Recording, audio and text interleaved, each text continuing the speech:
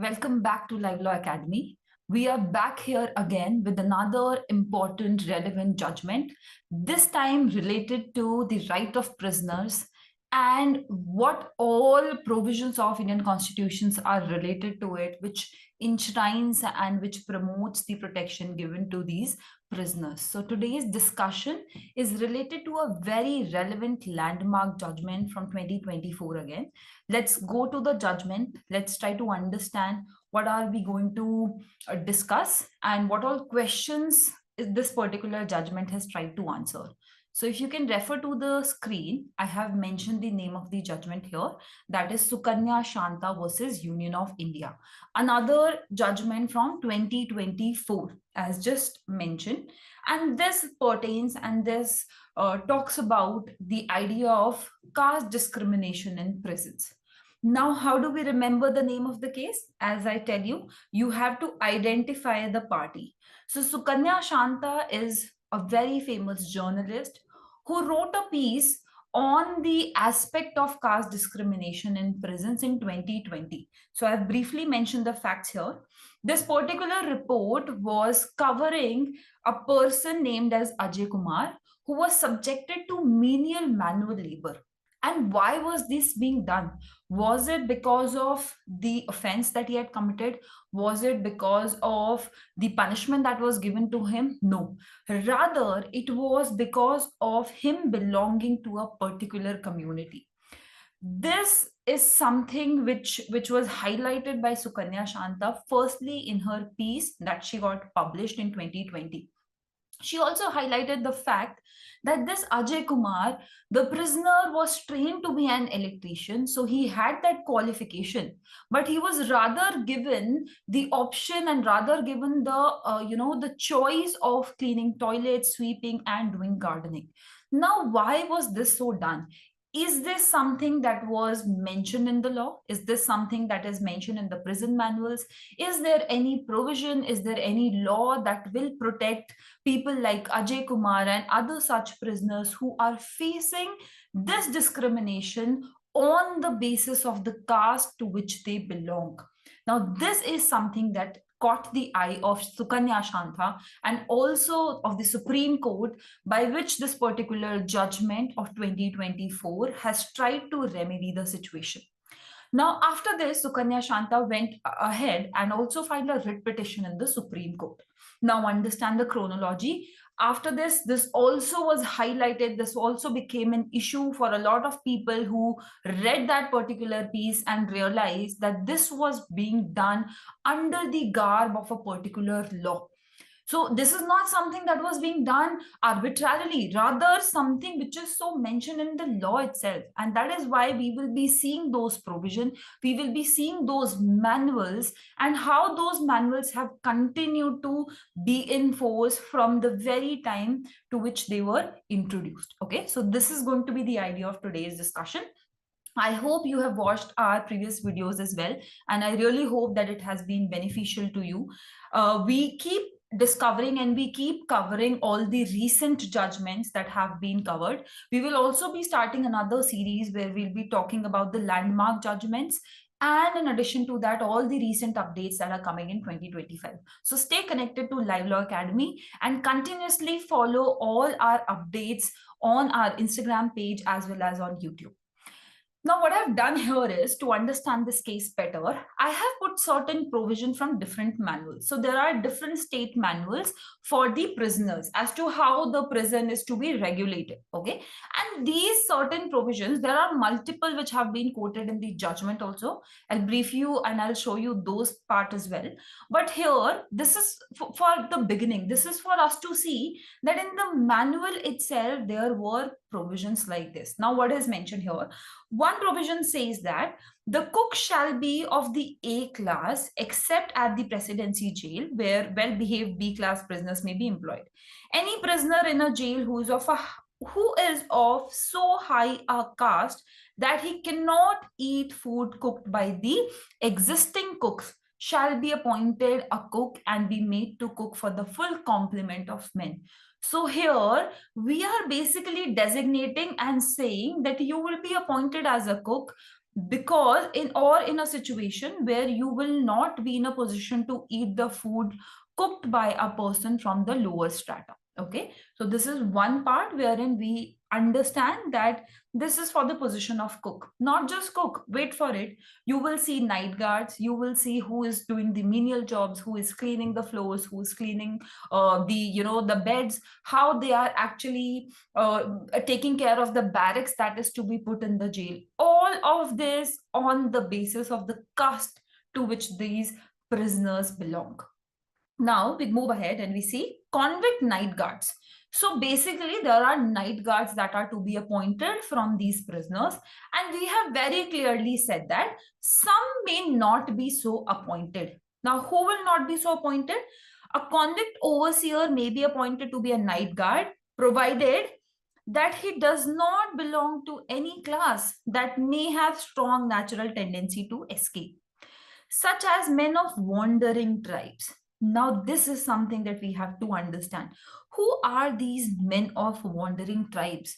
And just because they belong to a particular tribe, you have imputed and you have believed that they have a tendency to escape and they cannot be given the opportunity of being a night guard. Okay, this is another discrimination, very patently obvious on the face of it, that this is discrimination on the basis of the caste to which you belong or on the basis of the tribe to which you belong. Then we move ahead, we find a definition of habitual offender in the manual. It says habitual offender means an offender who has been convicted in a particular offense for more than one occasion. Now, for which offense? How many times? More than one occasion, but how many times are you? So we see that this definition of habitual offender can be made better. There can be a better definition which is available in other laws, which can be refer to get a better understanding of who should be classified as an official or as a habitual offender. So these are points which were highlighted. Now again, another provision: prisoners who have shown or are likely to have a strong inclination to escape. We are comparing somebody who has the tendency, who has done it, okay, on the basis of the character, on the basis of the conduct that this person has performed, with somebody who is a member of a wandering or a criminal tribe. So on the basis of the person belonging to the tribe, to a particular tribe, you say that these people will also are more likely to escape. Now let's try to understand that what are these people, ma'am? Who are these people who belong to a criminal tribe? We have heard of so many tribes, we understand so many names and classification are there, but what are these people? Who are these people who belong to the criminal tribe? Okay, let's try to understand this. Okay, before I get into that, I'll be talking and I'll be starting with criminal tribes. I'll just cover one more provision: no compulsion to do any work. If now, very important aspect, okay, it says prisoners sentenced to simple imprisonment shall keep their clothing clean and in good order, and their wards and yards to be kept clean. Okay, this looks fine. But now they move ahead and say, provided that they belong to a class of society, the members of which would in their own houses perform such duties. Now, what are you basically hinting at? You are saying that if they belong to a class of society where the members do not do that at their home, they will not be asked to do this work on their own, and rather somebody else would be doing this work for them. Is this something that we are implying? They shall not again be compelled to do any other work, okay, or to perform the menial duties for others, or to do any work of a degrading character such as the scavenger's work. Now, very clearly so mentioned that if you come from a society, if you come from a class of in the society where not asked to do these menial duties, then in the prison also you will not be asked to do so, provided obviously you are sentenced to simple imprisonment. Now, what sort of classification is this? Is this intelligible? Is this right to do so? Or is this something that is violative of Article 40? These are the discussions which primarily come to our face when we read such provisions from different manuals. And these are still in existence. Like these were still in existence till it was highlighted and taken to the Supreme Court. Okay, so this looks very orthodox. This looks something which, which is very colonial. These laws were introduced when, with the colonial system, with the colonial setup. But do we continue with them or not is a choice that we have to make. And that is where you have to see, as a judge, as a lawyer, as a student of law, as to what all are these, provisions like these, what all rights are getting violated of the prisoners. We have a justice system, we have a legal system wherein we protect the right of every person. So we understand that you as a citizen, you as an individual have certain bundle of rights. These bundle of rights do not come to an extinction merely because now you become a prisoner or because you become an accused, right? So likewise it has to be seen, and likewise it has to be understood that these provisions look patently wrong, and these must be addressed by the court. So this is the discussion. These are the provisions that we have understood. Now, this particular term, criminal tribe, that has come before us, we must understand this, because this has been time and again referred to in these provisions as well as in the judgment as well. Okay, so we must understand that who are these people of criminal tribes. So I have a particular law in front of you. This is the Criminal Tribes Act of 1871. Okay, so if you refer to the name, Criminal Tribes Act of 1871, this is a law which is a depiction of the insecurity that the Britishers had after all the revolution that was done. So when we get into the history of this particular law, we find that after 1857, the Britishers recognized that they failed and they had to come up with more stringent laws, and they introduced many laws in furtherance of it. One such law was Criminal Tribes Act of 1871. Now, this particular law basically says that certain tribes will be classified or will be notified as criminal tribes, and if you belong to that particular tribe, then there is a procedure that has to be followed. Okay, if you, because these were wandering tribes which were very much prominent, these people would not settle at any particular one place, and by this particular law we rather imposed penalties on them, and we rather expected them to put their information in register, and all of this looks very violative, right, of the rights that these people possess. So certain classification was done. If the local government had reason to believe that any tribe, gang, or class of person is addicted to the systematic commission of non-bailable offenses. Now, who is declaring this? This is being declared by the local government, okay? The people themselves, the Britishers themselves. And they are doing what? That if they feel that these people are addicted to systematic commission of non-bailable offenses, it may report the case to the Governor General of in Council, and may request his permission to declare such a tribe to be a criminal tribe. Okay, and then the entire procedure that follows, that if you are a member of a criminal tribe, certain certain remedies, certain procedure that is to be followed by you. This entire law that was introduced in 1871 was repealed and has been taken away, but yet the depiction of wandering tribes, the idea of criminal tribes, continues to be there in the various prison manuals of various states. So that is why this became a concern. This was taken to the Supreme Court, that why are we still continuing, and why do we have this sort of a difference with people of criminal tribes. So if you have read the case of Arnish Kumar, you must have also heard of the term DNT, that is denotified tribes. So we basically denotified these criminal tribes later in 1951, and that is where we understood that we do not continue with this particular idea. So 1871 to 1952, we have seen the change, or we have seen the shift being there. Then why not those changes have been made in the prison manuals, as well as such change in the treatment of the prisoners, that is so there. Okay, so such a draconian law which we recognize, such a orthodox law with respect to the idea that it promoted, is no more there in existence, and was also one of the concern showed in this particular case. So that is about criminal tribes, and you also understand then denotified tribes from this particular aspect. Now we move ahead and we realize, and I would like to move ahead with the particular quotation. As I just told you that here in our legal system, we provide protection to convicts, to accused, to all these people, right? But despite of it, why is so much of exploitation and discrimination being there? And to promote and to understand this concept, we have one of the quotes also written by Gandhiji, who says that all criminals should be treated as patients and the jail should be the hospitals admitting this class of patients for the treatment and cure. Now, what are we trying to hint here is that the idea of justice that we belong and we subscribe to.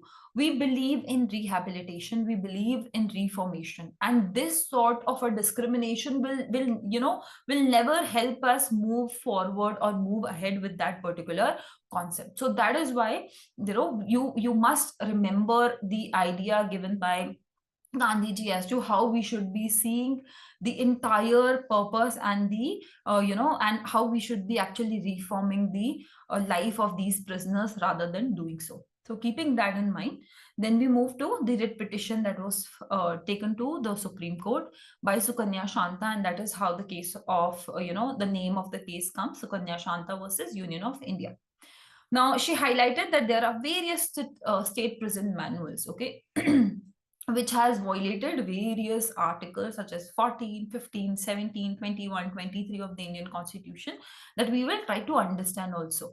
And this is being done when we are perpetuating certain draconian concepts such as caste-based division of labor. When you divide labor in the prison on the basis of caste, isn't that violative of all these rights that these people have?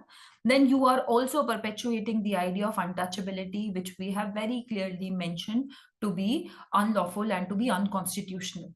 Caste-based segregation to be done, you are basically promoting this concept of caste and the discrimination of caste when you allow the barracks to be maintained in a particular manner, division of labor to be done in a particular way. And also we continue with the discrimination against the D&T communities because we classify them as people who have the tendency of escaping, and we do not give them certain roles as equivalent to the other prisoners. So these are all points that have been highlighted in this particular case, which were answered by different lawyers, learned lawyers, and the court has finally held, firstly, that we recognize that yes, this is violative of all the articles that you see on the screen, and they also have laid down certain directions which is to be followed by different states. So now we expect all the states to make these changes in their manuals. Not just this, we also have our own uniform manual, which is model manual, which is for prescribing as to how a particular state prison manual should look like. We also have been guided now by the Supreme Court that we have to make changes in the model prison manual as well. Okay, so keep this in mind and let's try to understand what all has been discussed and how these provisions in the prison manual is violative of all these different articles. So just to briefly summarize as to what all have we covered so far, we started with our discussion on what is the idea of a caste discrimination that has been introduced by different state manuals. I took you to Criminal Tribes Act of 1871. I told you about them, these communities being notified as DNT or denotified tribes later, but yet the imprint of such a draconian law continues to be there in the state prison manual. So I hope you have understood so far. Now there are multiple other examples that I've mentioned here. Again, a caste segregation in Tamil Nadu prison manual where prisoners from a particular community were put in separate barracks, okay, because they belong to a particular community or a class. So this is again violative. Then UP manual, a convict sentenced to simple imprisonment shall not be called to perform these duties which are degrading or menial in nature. So I have only mentioned these, but you have West Bengal, you have Rajasthan, all these manuals, and their provision depicted in the judgment, the copy of the judgment, which you can find on LiveLaw as well.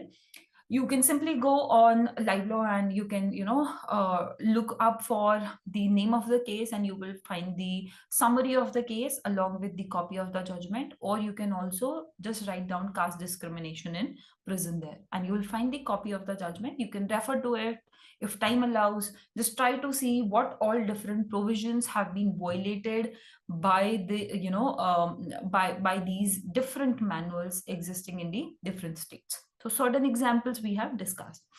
Now let's try to understand that how is this violative of Article 14. See, we realize and we acknowledge the fact that we are supposed to make laws which are protecting, or which is promoting the idea of equality. But here, when we see these provisions, we come across and we find that these are manifestly arbitrary.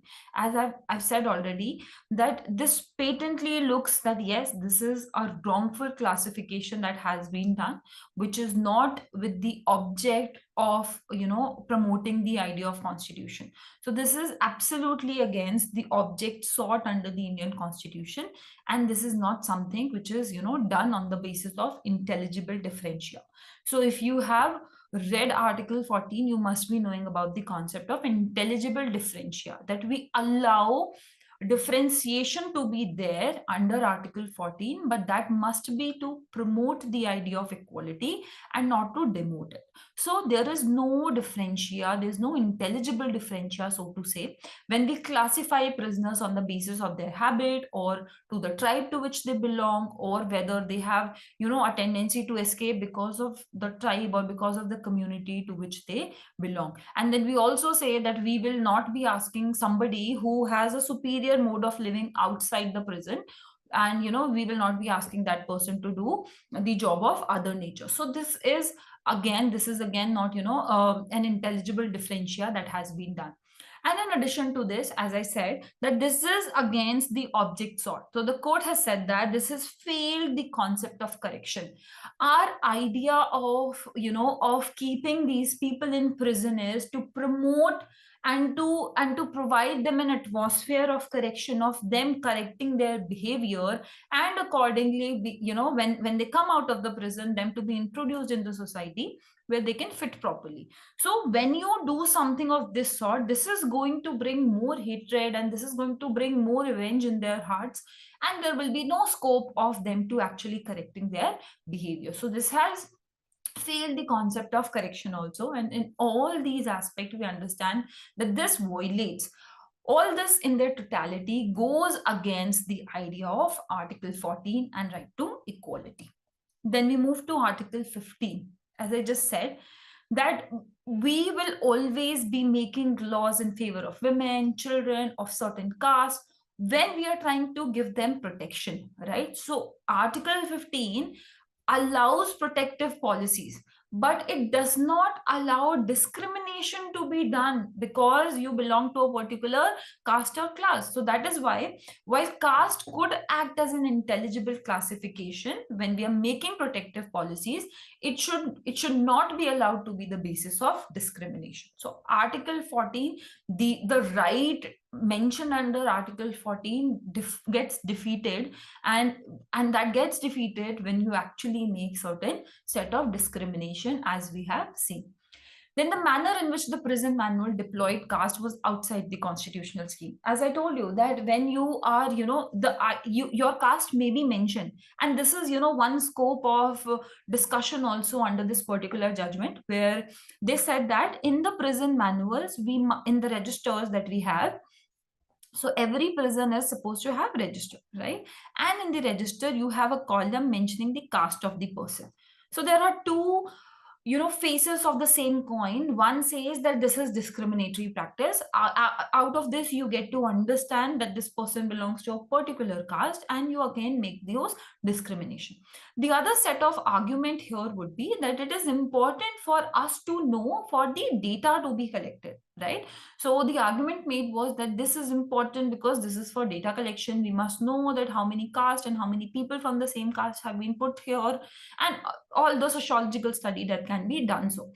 But again, you have to see that what is the idea of putting such a column in the register? What has been the intention? The intention has been to go against the constitutional scheme. The intention has been not for data collection, rather for the discrimination to be done, rather for the division of labor that is to be done on the basis of caste. So that is why this also violates the Article 50. Then how can we get examples, ma'am? So yes, when we say menial jobs will be given to oppressed caste who are accustomed, so you are basically identifying. And if you really want to understand the idea of caste system in the traditional period, you can, in a brief manner, then you can definitely refer to the copy of this judgment. Okay, refer to the judgment and just see that there are beautiful examples, there are beautiful pieces, paragraphs written from different books, different sources, mentioning as to why the caste system existed in India. Why is it something which is very distinct and which existed only in India? Various British authors, English authors have written about it, and you will get a brief idea as to how it was seen and what are the negatives of it. So that is why we say that when you associate that a person, so there's one author who has said that, in India, how it works is that a carpenter's son is going to be carpenter not by choice, but because he's taken birth in the family. So likewise, you have associated and you have put that mindset that you will not be performing menial jobs because you belong to the caste who is not accustomed to that particular practice. So this is again, this is rooted to the systemic discrimination system that existed, and we would not want that to be promoted in the present situation. Okay. Then we have prison manuals and rules which reinforce stereotypes against DNT groups, which the court again said that may just characterizing that a person belongs to a DNT group and they will have habitual neglect or bad character is again violative of Article 50. Then we have very clearly mentioned that we are against the idea of untouchability. We have to remove untouchability from the society. But when in the prison, under the garb of the manual, you are really saying that a person from a lower strata will not be sleeping in the same barrack where a person from the upper class is there.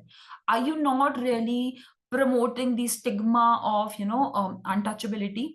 Untouchability, as mentioned here, is the stigma that is attached to the existence of a person, the touch of a person, even the shadow or presence of that particular person. So this also got defeated, and I've mentioned examples here also, that this entire concept got defeated when you actually promote untouchability by these manuals that so exist. So this again was highlighted that this is violative of Article 17, and this is rather promoting the concept of untouchability. When you say a person from a particular class only will be cooking food for me, now what are you hinting at? You're actually highlighting and saying that I would not allow a person from an untouchable class to cook food for me, and that is so written. We read it also together, right, in the beginning of the class itself, that the person will not be able or will not be in a position to consume the food cooked by other. Now what do you mean by that? That you are in a way promoting untouchability, allowing that yes, this should be something accepted in the society. So this also is violative of Article 17.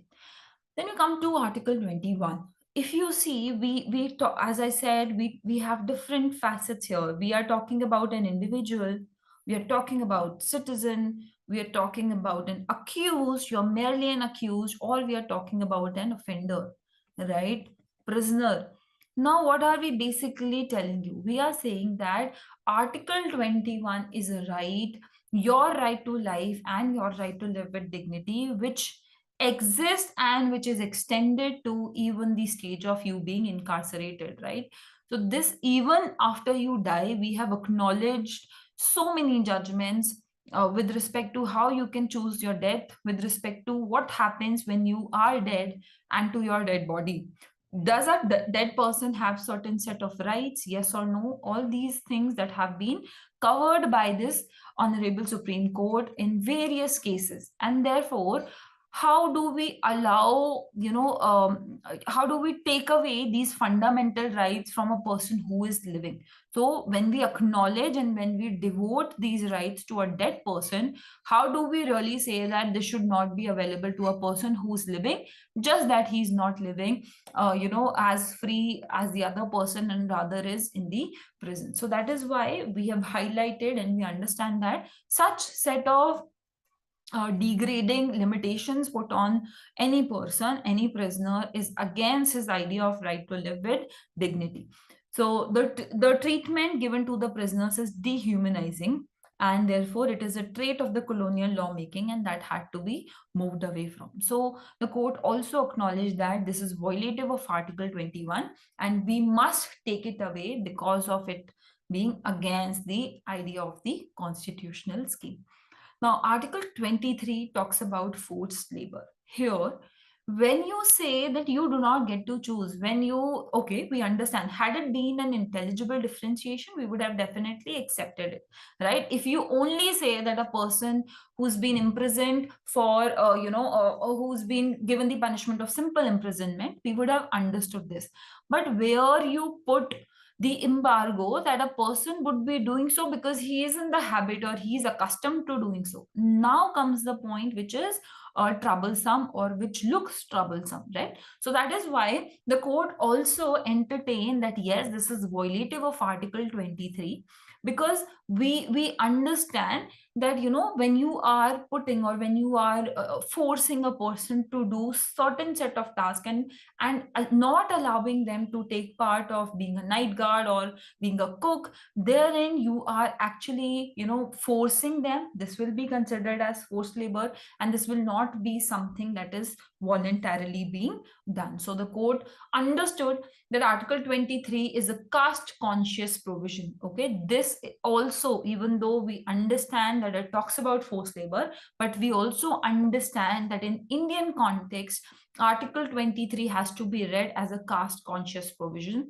It acknowledges that the labor exploitation of Dalit classes is seen in the society, and therefore we must protect those people belonging to such socio-economic status. And therefore the court held and said that yes, this is also violative. All these provisions are violative of Article 23 as well, and would be, if we allow and if we allow to continue them, we would be rather promoting the concept of forced labor. So in totality of all these facts, we have understood that they have violated different provisions of the Indian Constitution, and therefore the court has given various directions in the case. So what we have covered is, we have understood that how different provisions are violated. All right, now I'll take you to the copy of the judgment. We have the copy of the judgment here. Right here you have the content, table of content that we can refer to understand how much have we covered so far in these 30 minutes, and whether it is it is a sufficient summary of what we have discussed, what is there in the judgment or not. So let me just take you through. First, we start with the writ petition, wherein we have the facts. As I told you, in the beginning we covered the facts, then the submissions or the arguments that are so made. We also had to see the constitutional interpretation of all these provisions in the light of the contours of Article 14, 15, 17, 21, and 23. Okay, so we have covered all of this, that we have banned untouchability.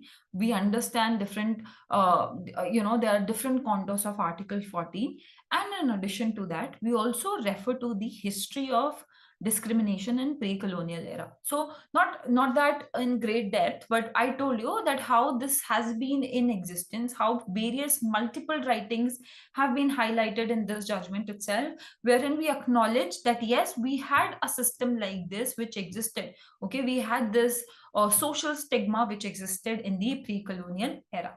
And therefore, it was promoted also. Okay, these marginalized class and tribes were suppressed by various factors.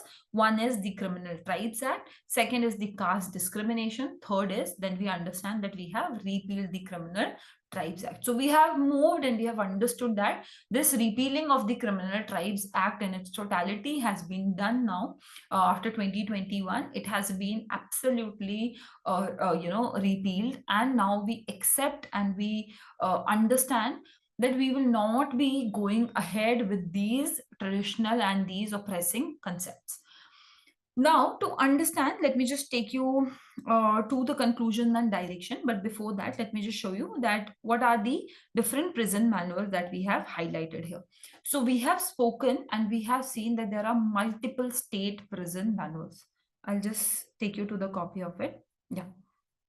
So we have history of caste in various prison manuals that are so there. And then you see that there are, different caste manuals also that have been highlighted. I'll just show you one or two.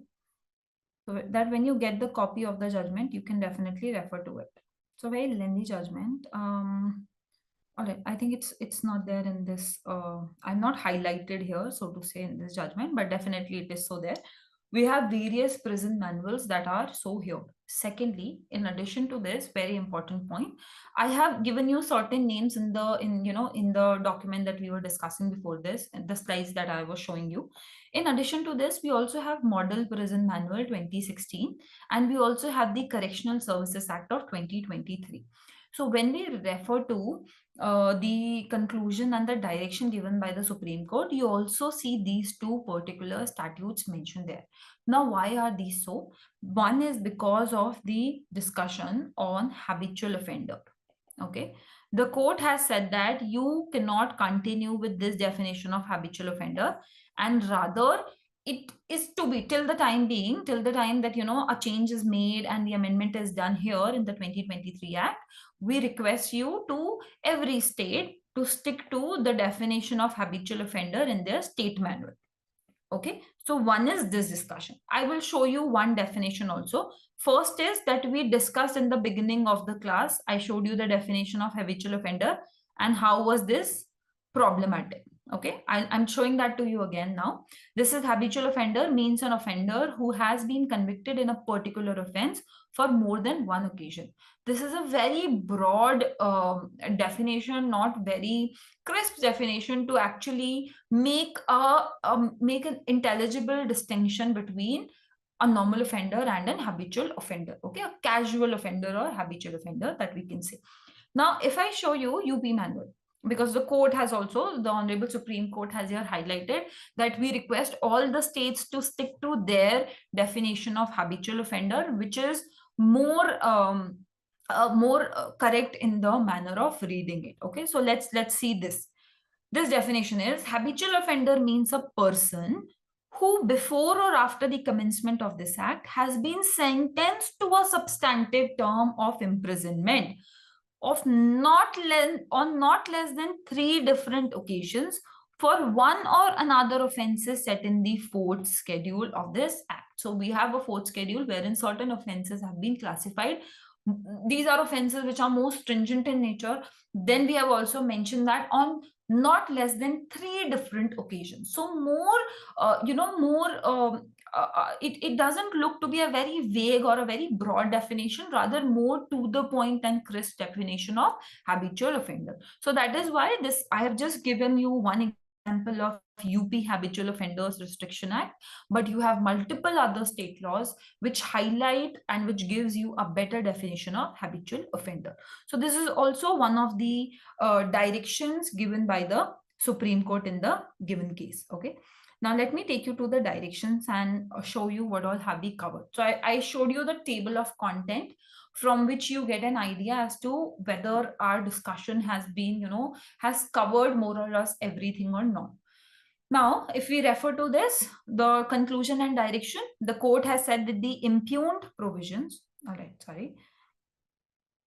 Yeah, the court has said that the impugned provisions are declared unconstitutional because these are violative of all these provisions. Okay, so they have been declared to be unconstitutional, and therefore we have to ensure that we make changes in these provisions, and that is so directed also by the court. Now, after this judgment, you will see it, the development is still going on, and that is why I would suggest you to continue reading this, all the developments, and also read this particular judgment in a good manner, because you can expect definitely a question on this, or you can expect an essay or something of this sort on this. Okay, because this is continuously being covered. In 2025 also the court has again passed another order. Okay, so all the states and UTs are directed to revise their prison manuals and then report back to the Supreme Court. So that is why we say that it is still, continuously being discussed. Then the union government has also been asked to make changes in the Correctional Services Act of 2023 and the Model Prison Manual. So we have a Model Prison Manual. In that also you see a lot of these discriminatory provisions, and you also see here under the Act. Then, as I told you, the habitual offenders, all other references or definition of habitual offender is the impugned prison manuals are declared unconstitutional. So they have said that please stick to your respective state legislatures, their definition, till the time the changes are made in the model law. Then, to remove the caste column of any reference in the register kept in the prison, and accordingly not have this. Okay, then the court also said that we ensure that there is no discrimination done against the denotified tribes, and we must not make any such arbitrary arrest, which we have already for which we have already laid guidelines in the previous case of Arnesh Kumar. And the court has also taken suo motu cognizance of the discrimination inside prisons on any ground in the name of this particular case. So these are multiple directions, and with this we also conclude the discussion of this particular case to understand this case better. Now I have a few set of questions to ask you. You just see here that the court has taken suo motu cognizance. Now, why suo motu cognizance? Where is the power of the Supreme Court mentioned to take suo motu cognizance? You definitely can leave your comment in the comment box if you have attended the class so far. I would request you, I did not run you through all the provisions which are so mentioned and relevant here, which we discussed related to Indian Constitution.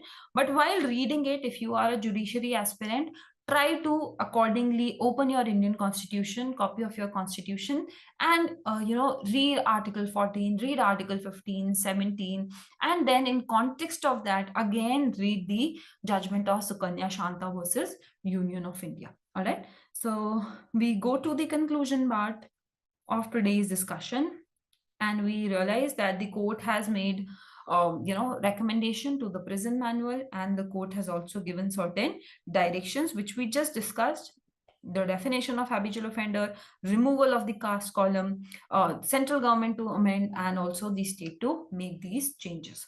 So with this, I conclude today's discussion.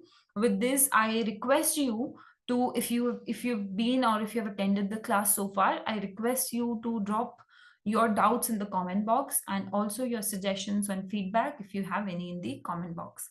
And I will see you again with another important judgment in the next class. Till then, thank you so much for attending the class, and wish you all the best for your preparation.